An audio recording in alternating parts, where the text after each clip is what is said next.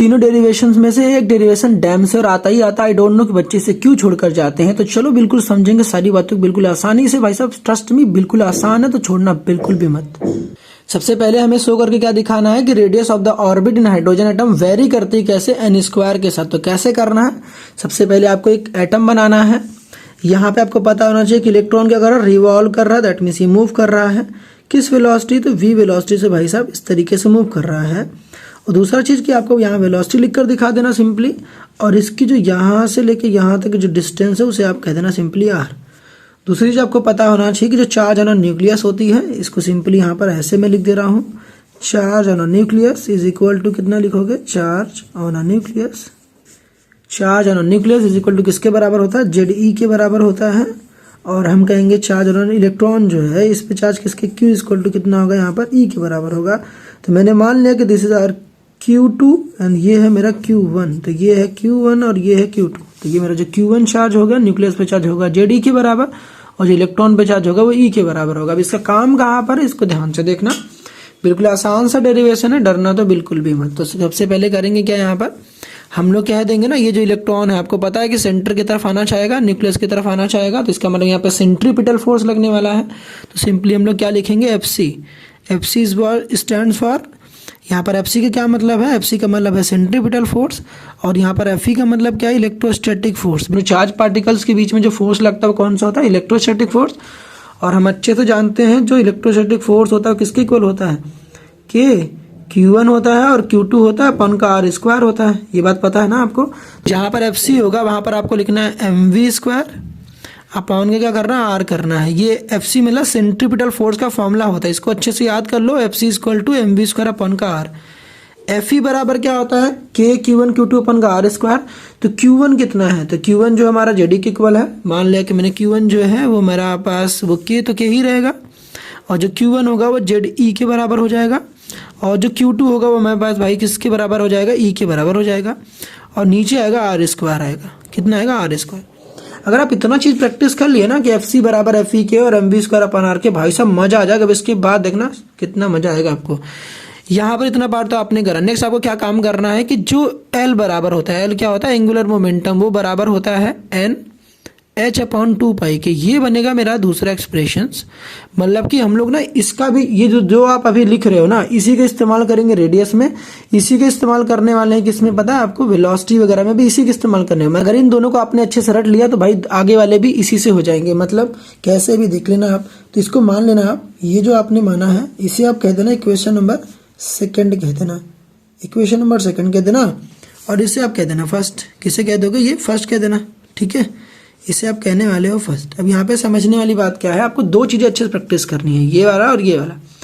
L is equal to क्या होता है, L यहाँ पर एंगुलर मोमेंटम होता है। तो एंगुलर मोमेंटम का फॉर्मूला सिंपली यहाँ नीचे पर लिख देना, mvr is equal to nh upon का 2 पाई। आपने अगर इतना प्रैक्टिस कर लिया तो समझो इसके बाद तो फिर कुछ करना ही नहीं है। जैसे कि आपको ना रेडियस एक्सप्रेशन निकालनी है, तो रेडियस एक्सप्रेशन निकालना है तो सिंपली करना क्या, आपको वेलोसिटी निकालनी है। क्यों निकालना है अभी मैं बता रहा हूँ। तो यहाँ पर जो R है, यहाँ पर एक R से एक R यहाँ से चला जाएगा, तो सिंपली यहाँ पर आएगा mv स्क्वायर, और यहाँ पर आ जाएगा K आएगा, और ये E और E मल्टीप्लाई हो जाएंगे, तो यहाँ पर आ जाएगा K Z और E स्क्वायर हो जाएगा, और नीचे सिंपली क्या बच जाएगा, R बच जाएगा। अब इसके बाद बच्चों को समझ नहीं आता करना क्या है। अब मेरी बात ध्यान से सुनना, अगर मुझे रेडियस निकालनी है तो मैं वेलोसिटी को इक्वल करूंगा। मेरी बात फिर से रिपीट करो, अगर मुझे रेडियस निकालनी है तो मैं वेलोसिटी को इक्वल करूंगा। क्या करना है अभी देखो, आपको सब समझ में आएगा। तो सर आप कहना चाह रहे हो यहाँ पे मुझे v स्क्वायर का अलग कर लो। हाँ भाई मैं ये कह रहा हूँ, v स्क्वायर का आप यही रहने दो, बाकी आप k लिखो, ZE स्क्वायर कर दो, k लिखो ZE स्क्वायर कर दो, और नीचे R था और उसके बगल में आप m को भेज दो, और इसको भाई साहब पैक कर लो। इन भाई साहब को आप पैक कर लो अच्छे से, बिकॉज ये बनने वाले हैं मेरे लिए एक ऐसे व्यक्ति जो कि मेरी मदद करेंगे आगे। तो यहाँ पर आपको क्या करना, अगर आपने यहाँ पर v निकाला था, मैंने कहा था ना आपको रेडियस का एक्सप्रेशन निकालनी है, तो आपको वेलोसिटी को इक्वल करना। अभी तक हम लोगों ने वेलोसिटी निकाल लिया, अब यहाँ से भी वेलोसिटी ही निकालेंगे, यहाँ से भी वेलोसिटी ही निकालेंगे। तो याद रहे ये वाला फॉर्मूला अच्छे से प्रैक्टिस होना चाहिए, बिकॉज इस पर बेस्ड क्वेश्चन आते हैं, असर्शन, रीजन, गिव रीजन, भाई सब बहुत कुछ आते हैं। अब वो कैसे आएगा बताऊंगा मैं आपको। तो यहाँ पे वेलोसिटी निकालनी, तो वेलोसिटी आपको निकालना सिंपली, तो v को यहीं रहने दो और इन दोनों को नीचे भेज दो, मतलब n लिखोगे और h को थोड़ा सा बड़ा कर दो और यहाँ पे 2 पाई लिखो और यहाँ पर m और r को नीचे कर दो, m हो गया और यहाँ पर r हो गया। सर आपने कहा था वेलोसिटी को इक्वल करना है, तो सर वेलोसिटी इक्वल तो हो नहीं पाएंगे बिकॉज यहाँ पर v स्क्वायर और यहाँ पर v है, तो इसको बराबर करने के लिए मुझे करना पड़ेगा स्क्वायरिंग बोथ साइड। तो यहाँ पे सिंपली मैं कर देने वाला हूँ स्क्वायरिंग बोथ साइड। इससे जब आप स्क्वायरिंग बोथ साइड करेंगे तो इधर का भी स्क्वायर होगा, इधर का भी स्क्वायर होगा। जब इससे आप स्क्वायरिंग बोथ साइड करने वाले हो तो क्या होने वाला है, यहाँ पर v स्क्वायर हो जाएगा और ये जो n था ये n का स्क्वायर हो जाएगा और ये h का स्क्वायर हो जाएगा। और नीचे क्या होने वाला है बताओ जरा, यहाँ पर नीचे हो जाएगा 2 का स्क्वायर कितना हो जाएगा 4, फिर पाई का स्क्वायर, फिर उसके बाद m का स्क्वायर और फिर हो जाएगा r का स्क्वायर। ठीक है। अब भाई साहब यहाँ पर आपने देखा कि यहाँ पर मुझे मिल गया वेलोसिटी फिर से, ये मतलब ये भी v स्क्वायर के इक्वल था, ये भी v स्क्वायर के इक्वल था। तो सिंपली यहाँ पर करने क्या वाले दोनों को आपस में इक्वल कर देंगे, मतलब on equating first and second, equating first and second. तो हमारे पास जो ये फर्स्ट एंड सेकेंड आया था इसको हम लोग इक्वेट कर देंगे फिलहाल। अब जब इनको आपस में इक्वेट करेंगे तो क्या आ जाएगा के जेड स्क्वायर। देखो भाई ये सब बराबर हो जाएगा ना दोनों, ये भी v स्क्वायर के इक्वल था, ये भी v स्क्वायर के, मतलब ये दोनों आपस में इक्वल हो जाएंगे। तो के जेड स्क्वायर हो जाएगा और सिंपली यहाँ पर r हो जाएगा और m हो जाएगा। और यहाँ पर क्या होने वाला है n स्क्वायर और फिर हो जाएगा h का स्क्वायर और यहाँ पर हो जाएगा 4 पाई स्क्वायर m स्क्वायर और हो जाएगा r का स्क्वायर। ठीक है, देख लो फिर से, कुछ नहीं करा, बस अभी तक कॉपी करा है। इसके बाद भाई साहब क्या करना, आपको सिर्फ r निकालना है। अब r निकालना, r तो नीचे है, तो r नीचे, तो भाई साहब इसको इधर भेज दो, बाकी सारे पार्ट को यहाँ से उल्टा कर दो। मतलब सर r को इधर भेजोगे, इस वाले पूरे पार्ट को उल्टा करके इधर लिख दो। उल्टा कैसे करेंगे सर, तो यहाँ पर r लिखा है, यहाँ पर n स्क्वायर लिखो, फिर h का स्क्वायर करो, फिर यहाँ पे कर दो 4 पाई। भाई साहब नीचे हो जाता है बार बार, कोई बात नहीं, 4 पाई स्क्वायर और यहाँ पर हो जाता है m का स्क्वायर। और ये वाला पूरा पार्ट उल्टा करोगे तो क्या आ जाएगा, m होगा और उसके बाद नीचे क्या आ जाएगा, के जेड स्क्वायर हो जाएगा। बताओ इतनी बात समझ में आई कि नहीं आई, आ गई ना ये वाली बात समझ में।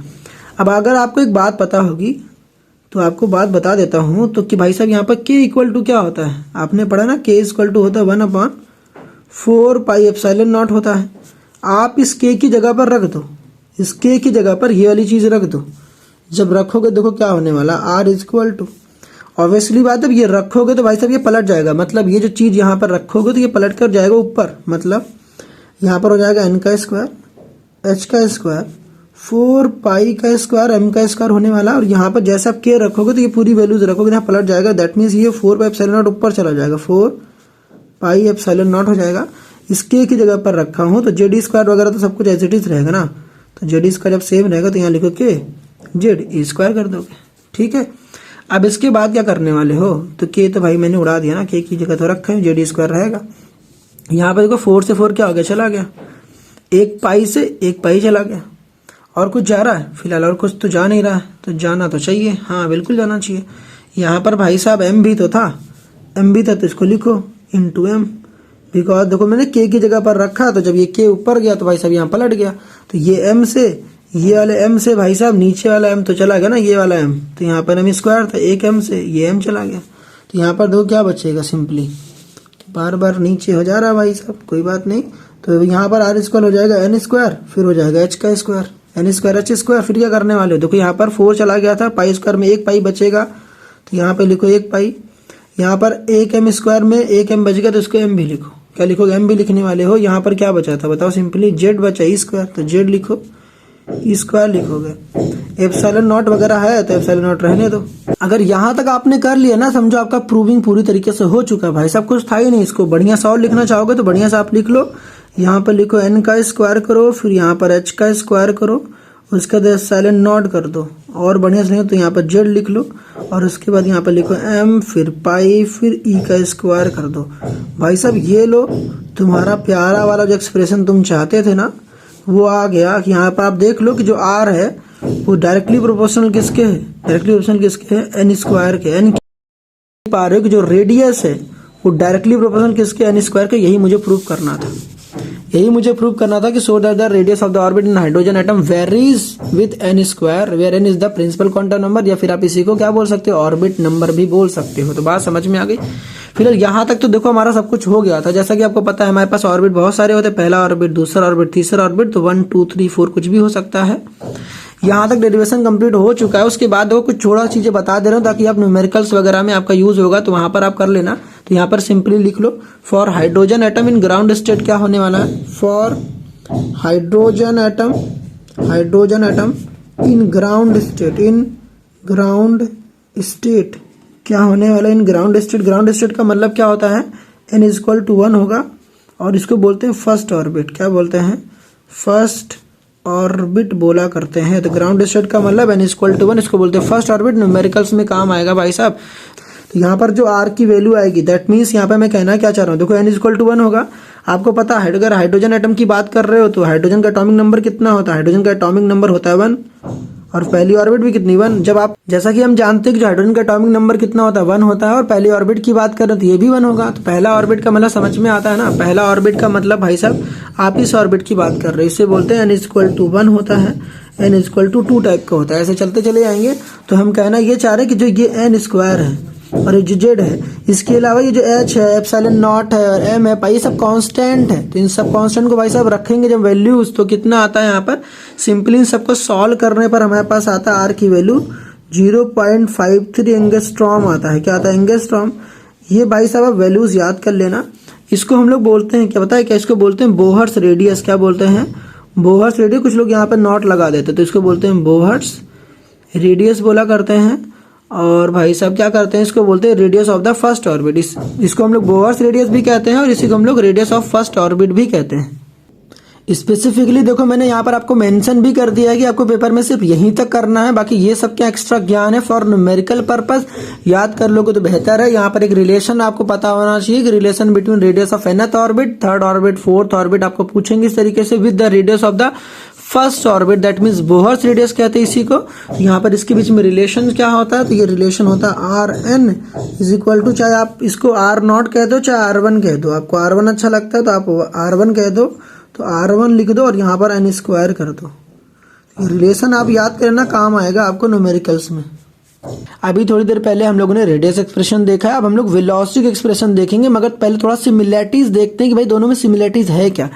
जैसे कि मैंने आपसे बताया था कि आपको स्टार्टिंग में ये वाला फॉर्मूलाज जो आप लगा रहे थे that was mv square upon गार kjd स्क्वायर अपॉन गार स्क्वायर, एंगुलर मोमेंटम वाला mvr equal to nh upon 2 pi का, यहाँ पे बिल्कुल डिट्टो लगाना है आपको। वही सेम स्टार्टिंग का प्रोसेस यहाँ बिल्कुल सेम है, जो आपने वहां करा था वही काम यहाँ भी है। अब दूसरा यहाँ पर सिमिलैरिटीज क्या है, अगर आपने रेडियस का एक्सप्रेशन निकालना था तो आपने इसी फॉर्मूले का यूज करा था और आपने यहाँ से वेलोसिटी इक्वल करा था, यहाँ से वेलोसिटी निकाला, दूसरे वाले से भी वेलोसिटी निकाला और दोनों को आपस में इक्वेट करा था। रेडियस निकालना था तो वेलोसिटी निकालकर इक्वेट करना है, वेलोसिटी निकालनी है तो रेडियस निकालकर इक्वेट करना है। कैसे करना है चलो समझते हैं। रेडियस कैसे निकालेंगे, यहाँ से r को उड़ा दो, तो इतनी बात समझ में आ गई आपको। अब आपको r को इधर लेके जाना है, mv स्क्वायर को नीचे बुला के लेके आना, दैट मीन्स r हो जाएगा इधर और यहाँ पर k jd स्क्वायर और यहाँ पर क्या होने वाला है mv स्क्वायर हो जाएगा। यहाँ से भी हमें क्या निकालना है, यहाँ से हमें निकालना है रेडियस। तो रेडियस कैसे निकालोगे, तो r को यहीं रहने दो और बाकी सबको उठाकर इधर इस तरफ फेंक दो। जब सबको इधर फेंकोगे तो यहाँ पर n रहेगा, यहाँ पर h रहेगा, अपॉन का 2 पाई रहेगा और ये वाला यहाँ पर आ जाएगा mv, तो यहाँ पर mv कर दोगे। ठीक है, यहाँ तक बात समझ में आ गई। अब करना कि यहाँ से देखो आपका रेडियस एक्सप्रेशन आ गया, यहाँ से भी आपका रेडियस का एक्सप्रेशन आ गया। अब करना क्या, दोनों को आपस में इक्वेट कर देना है। तो यहाँ सिंपली लिख दो, इसको माना था फर्स्ट, इसको माना था सेकंड, तो यहाँ लिखोगे on equating first and second.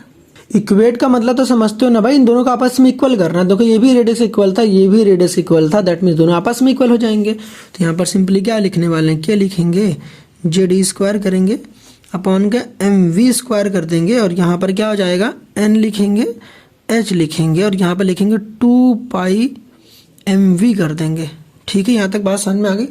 अब इसके बाद करना क्या, सिंपली अब कुछ काटना पीटना है। तो यहाँ पर भाई साहब आपको वेलोसिटी दिख रहा है, यहाँ से एक v से एक v उड़ गया, यहाँ से एक m से एक m उड़ गया, पूरी बात। अब जो बचा उसको यहाँ पर करना है मुझे। देखो यहाँ पर क्या बचा, k ली बचा, जे स्क्वायर बचा है और यहाँ पर एक v बचा, एक v बच गया और यहाँ पर n बचा है और यहाँ पर h अपॉन में क्या हो गया, यहाँ पर 2 पाई बचा है और कुछ तो बचा ही नहीं था। अब देखो मुझे वेलोसिटी निकालनी, तो वेलोसिटी को भाई साहब यहाँ पर जो नीचे इसको इधर भेज दो और इसको इधर पलट दो। कैसे, कुछ समझ नहीं आया सर, देखो मैं बता रहा हूँ कि जेड ई स्क्वायर हो जाएगा और यहाँ पर इसको पलट दो तो 2 पाई हो जाएगा ऊपर और यहाँ पर हो जाएगा एन एच हो जाएगा नीचे और यहाँ पर हो जाएगा वेलोसिटी। बात समझ में आ गई आपको? तो ये हो जाएगा वेलोसिटी। अब अल्टीमेटली आपको करना क्या है, यहाँ पर इसको थोड़ा बढ़िया सा लिख लो। तो यहाँ पर हो जाएगा के और उसके बाद जेड ई स्क्वायर और यहाँ पर 2 को आगे लिख लो और यहाँ पर लिख दो पाई। ठीक है, तो यहाँ पर हो जाएगा एन को अच्छे से फोकस करो भाई, एन पर फोकस करो बिकॉज एन ही इज इम्पॉर्टेंट। एन हो जाएगा और यहाँ पर एच और यहाँ पर हो जाएगा वी। अब आपने जो ये काम करा है ना, तो फिलहाल आपका हो गया भाई साहब, प्रूविंग वूविंग हो गई भाई साहब, प्रूव हो गया भाई। कुछ नहीं करना था आपको, देखो ना, आपको यही तो करना था कि 1/n पे डिपेंडेंट, 1/n, तो यही है, तो n पे नीचे आ गया ना, इसी फोकस करना था 1/n पे। तो यहाँ से क्या समझ में आया कि जो वेलोसिटी है वो इन्वर्सली प्रोपोर्शनल होती है किसके, ऑर्बिट के नंबर के। समझ में आ रहा है? अब यहाँ पर आपको एक एक्सप्रेशन छोटा सा बता देता हूँ कि बाय द वे आपसे ना क्वेश्चन वगैरह करने जाओगे तो न्यूमेरिकल्स में यूज होने वाला है। न्यूमेरिकल्स में सर क्या यूज होगा, दैट मीन्स अगर ये जो मेरे पास था ना, इसी को हम लोग कर क्या दें, सी से मल्टीप्लाई कर दें और सी से डिवाइड कर दें, तो क्या होने वाला पता है, यहाँ पर होगा क्या, ये जो हमारे पास सी एन है, तो मतलब यहाँ पर जो सी बाई एन कर देंगे, सी और एन को हम लोग बाहर कर लेंगे, सी और एन को कर लेंगे बाहर। और ये एच और सी ये सब कांस्टेंट है, 2k जेड ई स्क्वायर ये सब कांस्टेंट है। जब इसको ओवरऑल आप सॉल्व करेंगे तो आपके पास आएगा पता क्या है, तो ये सी और एन को तो बाहर कर देंगे, तो यहाँ पर बाकी सबको रखने के बाद सॉल्व करने पाएगा 1/137 इंटू सी बाई एन आएगा और ये हो जाएगा वी। क्या हो जाएगा? वी। तो ये है फॉर न्यूमेरिकल पर्पस। ये बात तो समझ में आती है आपको। तो सी क्या होता है, सी स्पीड ऑफ लाइट होती है, तो पता होगा 3 × 10⁸ मीटर पर सेकेंड। यहाँ तक बात समझ में आ गई ना? तो क्या करना था, सारी बातें डेफिनेटली समझ में आई होगी। मैंने जो कहा है इसको दोबारा से सुनो, आपको डेफिनेटली समझ में आएगा। पीडीएफ वगैरह टेलीग्राम पे दे दूंगा, इसको देख लेना अच्छे से।